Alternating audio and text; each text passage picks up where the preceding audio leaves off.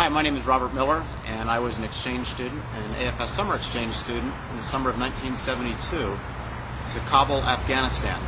A country I never thought I'd hear much about after I came back from, and I actually had to race to find a map to find it before I went. They said they were looking for people to be genuine and open, and I seemed to enjoy people. I went to Afghanistan not knowing very much about the country. I knew it was relatively poor. I took over, I think, $150 of spending money, and when I got there I realized that was much more than 95% of the people made within a year.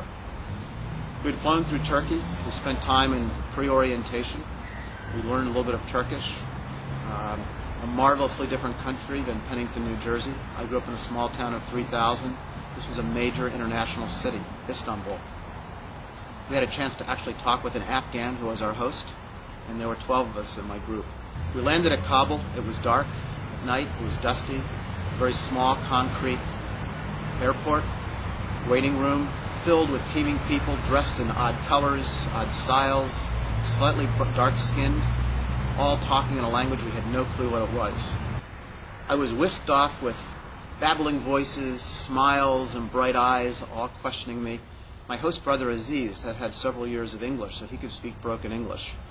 And he and I bonded right away. He was older than me. He was all of 17. I was 16. It turned out he was married. His marriage had been arranged for him when he was 13 or 14. His wife was 12 or 13.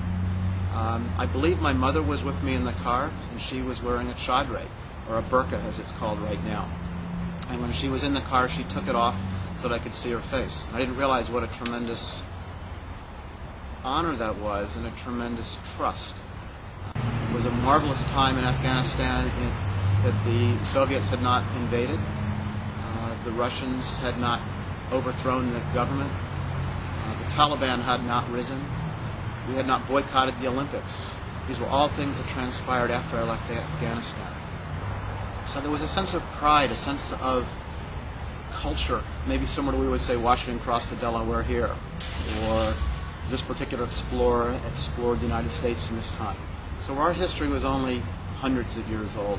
This was a culture that had hundreds, many hundreds and thousands of years of culture.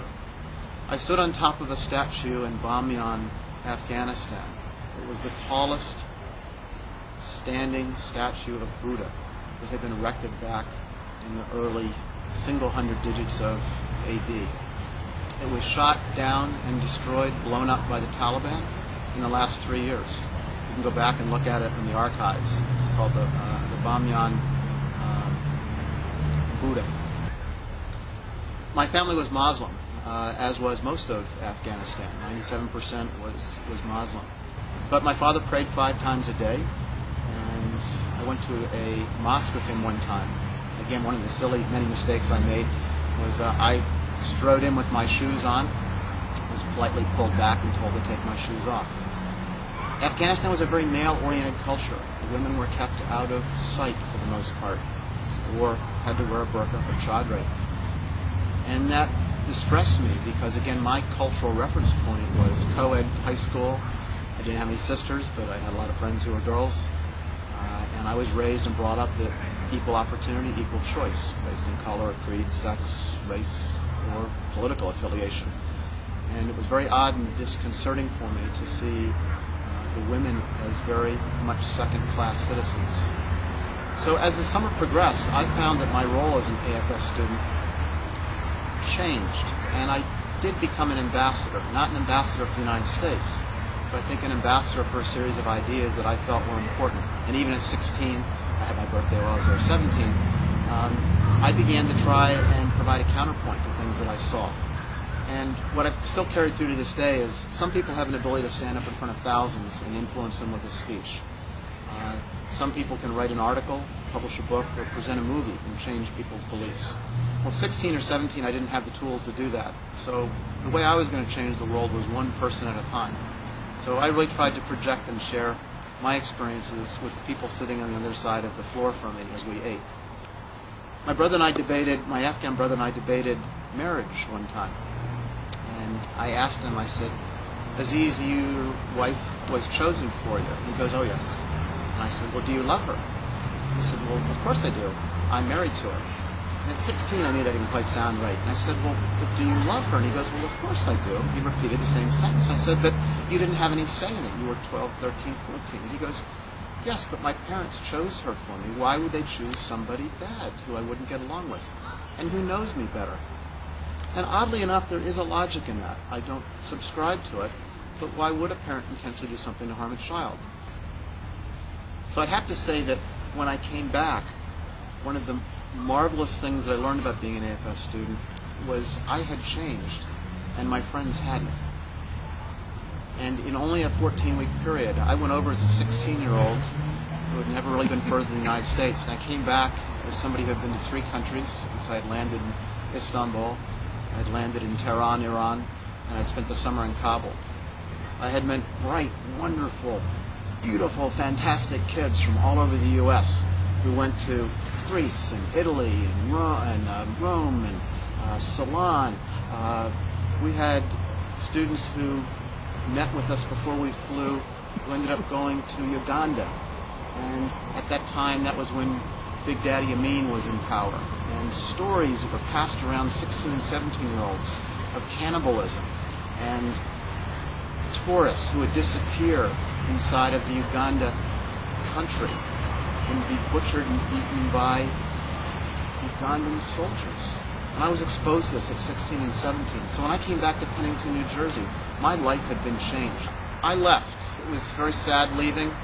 We made promises. We would write. We would stay in touch. We would keep the rhythm and momentum of our friendship and our relationship going. So I came to love my family, as did they for me. But sadly, I found that the communication almost stopped when I left.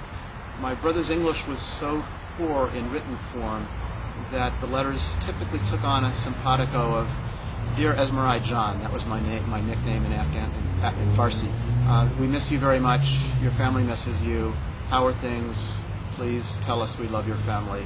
Love, Aziz, and family. And I would write these long letters back by hand. This was before the days of email, and talk about what I did at school and college.